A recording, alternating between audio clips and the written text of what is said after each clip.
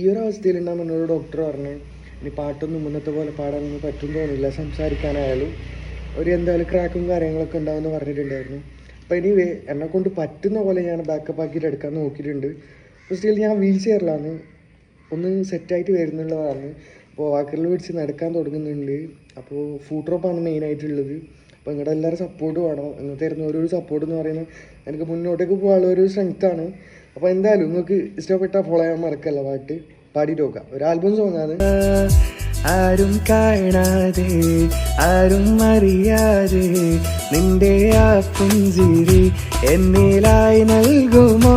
കണ്ട നാൾ തൊട്ടേ ഞാൻ നിന്റെ ആ പൂമുഖം എൻ്റെ ഇടനെഞ്ചിലായി എന്നും ചേർത്തിടാം ഞാൻ. നീ മാനിടല്ലേ, പോയി മറഞ്ഞിടല്ലേ, നീ മാനിടല്ലേ, പോയി മറഞ്ഞിടല്ലേ.